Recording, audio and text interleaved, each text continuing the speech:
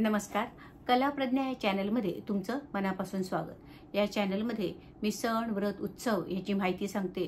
त्याचप्रमाणे कविता वाचन करते, कथा सांगते, गाणी म्हणते, इतरही बरीच प्रकारची माहिती मी सांगत असते. तुमची पण आवड अशीच असेल तर हे चॅनल सबस्क्राईब करा. आज आपण बघणार आहोत मार्गशीर्ष महिन्याची माहिती. मार्गशीर्ष महिन्याच्या पौर्णिमेला चंद्र मृग नक्षत्रात असतो, म्हणून या महिन्याला मार्गशीर्ष हे नाव मिळाले. शरद ऋतू संपून या महिन्यात हेमंत ऋतूचा प्रारंभ होतो. भगवान कृष्णाने मासाना मार्गशीर्षोऽहम असं म्हटलंय. भगवान विष्णूंचा हा आवडता महिना. या महिन्यात विष्णूची उपासना केल्यास अगणित पुण्य मिळते. लोक या महिन्यात रामरक्षा पाठ, विष्णू सहस्रनामावली, भागवत ग्रंथ वाचन, गीता पाठ अशी उपासना करतात. या महिन्यात ओम नमो भगवते वासुदेवाय हा मंत्र जप करावा. मार्गशीर्ष महिन्यात येणारे सण: खंडोबाचे नवरात्र, चंपाषष्ठी, दत्त जयंती, गीता जयंती, मार्गशीर्ष गुरुवार व्रत, मोक्षदा एकादशी, अन्नपूर्णा जयंती. आता आपण प्रत्येकाची थोडक्यात माहिती बघूया. खंडोबाचे नवरात्र. मार्गशीर्ष शुद्ध प्रतिपदेपासून षष्ठीपर्यंत खंडोबाचे नवरात्र असते. हे नवरात्र 6 दिवसाचे असते, त्यामुळे याला खंडोबाचा षडरात्र उत्सव असं म्हणतात. ज्यांचे खंडोबा कुलदैवत आहे त्यांच्याकडे खंडोबाचं नवरात्र असतं. कुलाचाराप्रमाणे खंडोबाची मूर्ती किंवा टाक याची स्थापना करून आरती, नैवेद्य, अखंड नंदादीप, भंडारा उधळणं, तळी आरती, दिवटी आरती इत्यादी गोष्टी केल्या जातात. खंडोबाला झेंडूची फुले प्रिय असल्याने ती वाहण्याची प्रथा आहे. शंकरांनी खंडोबा देवाचा अवतार घेऊन लोकांना त्रास देणाऱ्या मणिमल्ल दैत्याचा संहार केला. लोक आनंदित झाले आणि त्यांनी भंडारा म्हणजे काय, हळद, भंडारा उधळला. नंतर चंपावृष्टी केली. चंपावृष्टी म्हणजे चाफ्याची फुलं, म्हणून मार्गशीर्ष शुद्ध षष्ठीला चंपाषष्ठी असं म्हणतात. हा दिवस नवरात्रातील महत्वाचा व शेवटचा दिवस असतो. या दिवशी महानैवेद्य असतो. याच्यामध्ये भरीत, रोडगा, खीर अशा तऱ्हेचे पुरण सगळे पदार्थ असे केले जातात आणि खंडोबाला त्याचा नैवेद्य दाखवला जातो. तर खंडोबाच्या नवरात्राची संपूर्ण माहिती असलेला एक व्हिडिओ मी आपल्या चॅनलवर टाकलेला आहे. तुम्हाला जर हवा असेल तर तुम्ही तो बघा. दत्त जयंती. मार्गशीर्ष पौर्णिमेला दत्तात्रयांचा जन्मदिवस साजरा करतात. यालाच दत्त जयंती उत्सव असं म्हणतात.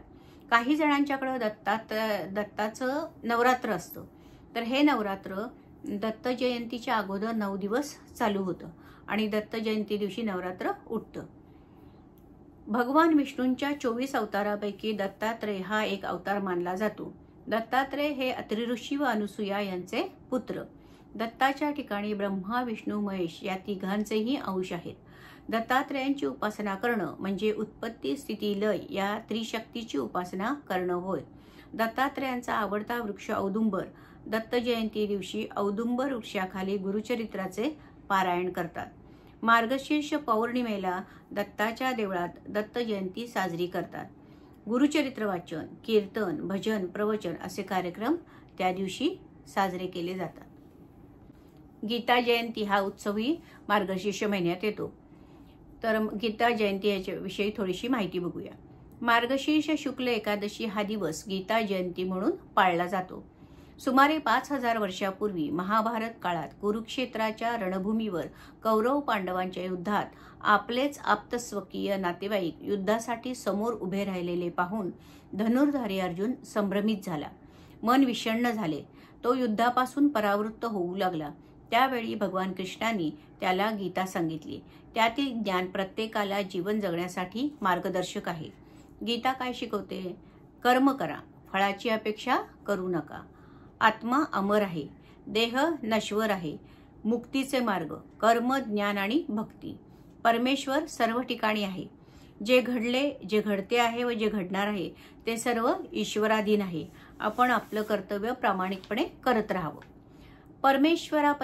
परमेश्वराप्रती संपूर्ण समर्पण म्हणजे मोक्ष. गीता ही हिंदूंचा पवित्र ग्रंथ आहे. गीता धार्मिक, सामाजिक, सांस्कृतिक जीवनाचे सार आहे. लोकमान्य टिळकांनी गीतेवर गीता रहस्य हा ग्रंथ लिहिला. आधुनिक काळातही गीतेचा उपदेश उपयोगी पडतो. गीतेमध्ये जीवन जगण्याचा संदेश दिला आहे. गीता जयंती ही अनेक ठिकाणी मोठ्या प्रमाणावर साजरी केली जाते. अन्नपूर्णा जयंती, आता त्याची थोडक्यात माहिती बघूया. मार्गशीर्ष पौर्णिमेला अन्नपूर्णा जयंती साजरी करतात. अन्नपूर्णा देवी ही अन्न, धन, धान्य, समृद्धी आणि पोषणाची देवी म्हणून पूजली जाते. पार्वती मातेला अन्नपूर्णा मातेचे स्वरूप मानले जाते.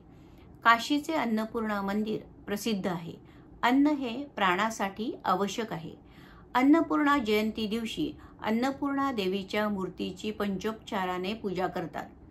धूप दीप आरती झाल्यावर तांदूळ, धान्य, फळे, गुळखोबरे, काही ठिकाणी खीर तर काही ठिकाणी पंचपक्वान्नाचा नैवेद्य दाखवतात. स्वयंपाकघरात गॅस स्वच्छ पुसून त्याला हळदी कुंकू लावून गुळखोबऱ्याचा नैवेद्य दाखवतात. अन्न गॅसवर शिजवले जाते म्हणून गॅसची पूजा करतात. लग्न होऊन सासरी जाताना मुलीला अन्नपूर्णा व बाळकृष्ण देण्याची पद्धत आहे. अन्नाची लेकीच्या संसारात कमी पडू नये व घर गोकुळासारखे आनंदी असू दे म्हणून या मूर्ती देत असावे. मार्गशीर्ष महिन्यामध्ये मार्गशीर्षात गुरुवारी महालक्ष्मीची पूजा करतात. तर त्याविषयी थोडीशी माहिती. अनेक जण मार्गशीर्ष गुरुवारी महालक्ष्मीचे व्रत करतात. पहिल्या गुरुवारी हे व्रत सुरू होते व शेवटच्या गुरुवारी या व्रताचे उद्यापन करतात. दिवसभर उपवास करतात. संध्याकाळी यथासांग महालक्ष्मीची पूजा करतात. धूप दीप आरती नैवेद्य कथा वाचन केले जाते. उद्यापना दिवशी 5 सवाष्णींना हळदी कुंकवाला बोलवतात. सवाष्णींना हळदी कुंकू लावून फळ दक्षिणा देऊन खणा नारळाने ओटी भरतात. लक्ष्मीच्या गुरुवारच्या कहाणीचे पुस्तक देतात. मार्गशीर्ष महिन्यात मोक्षदा एकादशी पण असते. मार्गशीर्ष शुक्ल एकादशीला मोक्षदा एकादशी म्हणतात. मोक्ष देणारी एकादशी म्हणजे मोक्षदा एकादशी. सर्वात पवित्र एकादशीपैकी एक.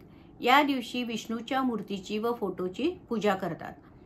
धूप दीप लावून चंदन, फुलं, विष्णूला तुळशी पत्रे आवडतात म्हणून तुळशीपत्र असं सगळं अर्पण करतात. फुलं वाहतात. नारळ, खजूर, फळं हे पण वाहतात. खिरीचा नैवेद्य दाखवतात. ओम नमो भगवते वासुदेवाय हा जप करतात. त्या दिवशी उपवास करतात. भगवद्गीता त्याचे पाठ घरामध्ये केले जातात. एकादशीची कथा वाचली जाते. या दिवशी वैकुंठाचे दरवाजे उघडतात असं म्हणतात. या व्रतामुळं मोक्ष मिळतो, पापक्षालन होतं, संकट दूर होतात व पूर्वजांना आत्मशांती मिळते असं म्हणतात. तर ही झाली मोक्षदा एकादशीची माहिती.